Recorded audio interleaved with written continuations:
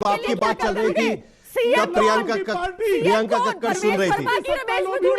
CM कौन? जो शराब आप इनको कंट्रोल कीजिए। प्रेम शुक्ला जी, प्रियंका कक्कड़, सुरेंद्र राजपूत, एक मिनट, दोनों का आवाज, दोनों को थोड़ा रोकिए, दोनों को थोड़ा रोकिए। सुरेंद्र राजपूत के बारे में, कांग्रेस के बारे में प्रियंका कक्कड़ कुछ कह रही थी। सुरेंद्र राजपूत, आप अगर कुछ जवाब देना चाहेंगे तो इसको लेकर, और उसके बाद मुझे एक आंकड़े कुछ दिखाने हैं मुझे। सुरेंद्र राजपूत, जल्दी से। देखिए, हम बहुत स्पष्ट रूप से कहते हैं, अशोक गहलोत साहब का अगर 25 लाख रुपए का स्वास्थ्य का जो प्रोग्राम है, फ्री सबको हेल्थ 25 लाख रुपए तक की, अगर कोई जवाब हो तो वो दे। आज की डेट में ये जवाब अगर इनके पास हो कि भाई यमुना क्यों मैली रह गई, आपने तो कहा था 2025 में हम वोट नहीं मांगेंगे, अपनी जबान पे कायम हो तो वोट ना मांगे।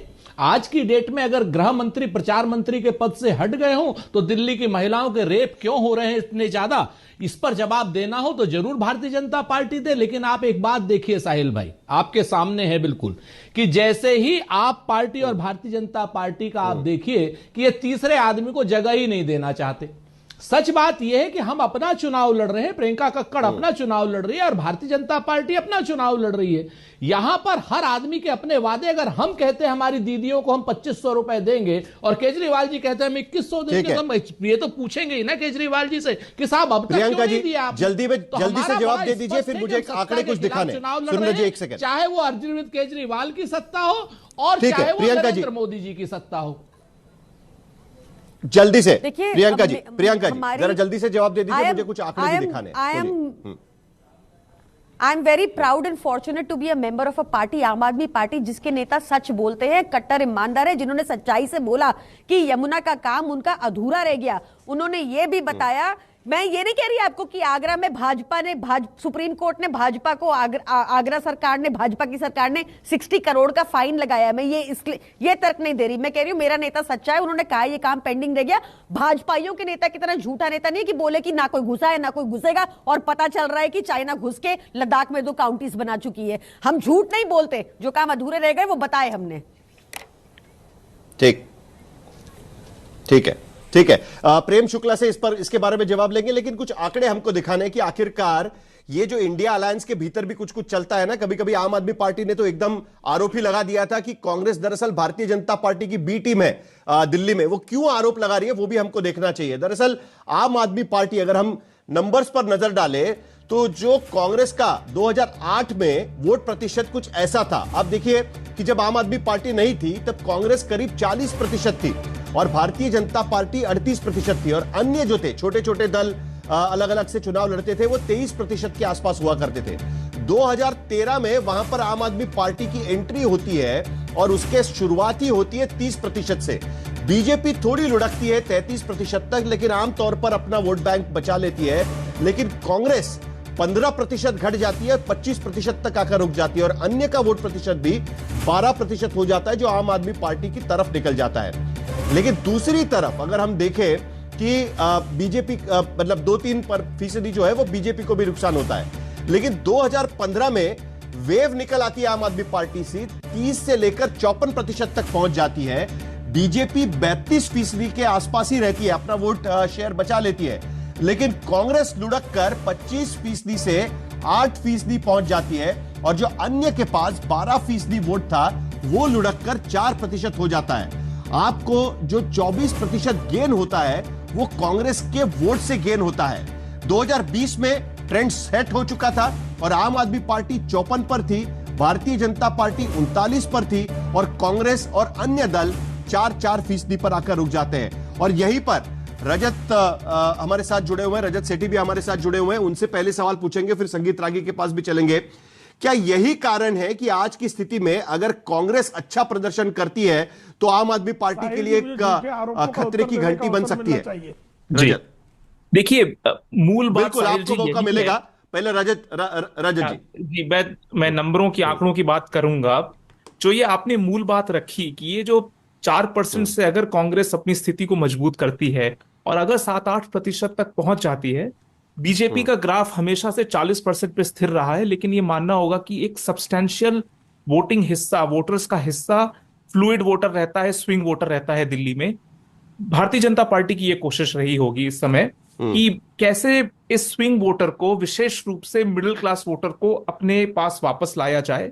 और अगर 4-5% वोट खिसकता है, अगर आम आदमी पार्टी से थोड़ा सा भी बीजेपी में आता है, तो ये पूरा मुकाबला इतना दिलचस्प हो जाएगा कि नेक एंड नेक की स्थिति आएगी। और ये आम आदमी पार्टी इस चीज को भांपती है। लेकिन समस्या क्या है इंडिया अलायंस की? हरियाणा में जो आम आदमी पार्टी ने नुकसान पहुंचाया कांग्रेस पार्टी को, अब कांग्रेस पार्टी बदला लेना चाहती है दिल्ली चुनाव में कि हम भी उतना ही नुकसान पहुंचाएंगे आपको। अगर साथ में लड़े होते हरियाणा में, तो वो जो 2-3% का वोट शायद आम आदमी पार्टी को कुछ कुछ जगहों पे मिला, वो कांग्रेस के साथ जुड़ता तो शायद फायदा हो सकता था। यहां पर भी क्लियरली नुकसान पे है दोनों, आम आदमी पार्टी और कांग्रेस। लेकिन रजत, लोकसभा चुनाव में दोनों ने साथ में लड़ने की कोशिश की, लेकिन उसका कुछ ज्यादा फायदा हो नहीं पाया। दोनों साथ में आकर भी कुछ ज्यादा कुछ कर नहीं पाए। लोकसभा और विधानसभा का ट्रेंड एक तरीके से सेट हो चुका है। कुछ और नंबर मैं आपको दिखाना चाहूंगा कि डर क्यों है आखिरकार। जी देखिए, मैं सिर्फ विधानसभा की बात कर रहा हूं। मैं लोकसभा के पैरामीटर, फैक्टर सब कुछ अलग हैं। इसीलिए मैं विशेष रूप से बोलूंगा, ये विधानसभा के चुनाव में अगर छिटकते हैं कुछ भी वोट आम आदमी पार्टी से, तो ये मुकाबला बहुत नेक एंड नेक होगा। ये डन डील नहीं है ये चुनाव। यहां पर हर सीट पे कड़ा संघर्ष चल रहा है। लेकिन रजत, कांग्रेस से आम आदमी पार्टी को डर क्यों है, वो भी आंकड़े बड़े इंटरेस्टिंग है। अगर आप नजर डालें तो 2015 के विधानसभा चुनाव के मुकाबले में 2019 के लोकसभा में देखा गया कि कांग्रेस का वोट शेयर 13% बढ़ा और आपका 36% घट गया था। नतीजा, बीजेपी के 7 सांसद उसी तरह 2020 के, अगर विधानसभा के मुकाबले 2024 के लोकसभा चुनाव में देखा जाए तो कांग्रेस का वोट प्रतिशत 15% बढ़ गया और आपका 30% घट गया। एक बार फिर भारतीय जनता पार्टी के 7 सांसद जीत कर आ गए। तो वोट प्रतिशत का यह रोलर कोस्टर एमसीडी चुनाव में भी दिखाई दिया। 2015 के विधानसभा के बाद 2017 में जो एमसीडी के चुनाव हुए, उसमें कांग्रेस का वोट प्रतिशत 11% बढ़ गया और आपका 28% घट गया था। नतीजा, एमसीडी में बीजेपी 2022 में जब एमसीडी के चुनाव हुए तो कांग्रेस का 8% वोट शेयर बढ़ा, जो 2 साल पहले हुए थे, और आपका 12% घटा हुआ था। और एक और बात कि जो कांग्रेस की वोट बैंक है, उस पर भी आम आदमी पार्टी कब्जा करके बैठी हुई है। 2008 के मुकाबले में 2020 के विधानसभा चुनाव के आंकड़े देखें तो पता चलता है कि कांग्रेस के ब्राह्मण वोट बैंक में 33% गिरावट हुई है, तो आपका 40% बढ़ गया है। कांग्रेस के राजपूत वोट 38% घटे हैं और आपके 41% बढ़ गए हैं। कांग्रेस का वैश्य वोट, वो भी आम आदमी पार्टी की तरफ फिसल गया है, 42% आम आदमी पार्टी के पास गए। खत्री वोट कांग्रेस के पास हुआ करता था, वो भी आम आदमी पार्टी के पास चला गया, 40% वोट आम आदमी पार्टी के उसमें बढ़े। जाट वोट 43% आम आदमी पार्टी के तरफ गुजर गए।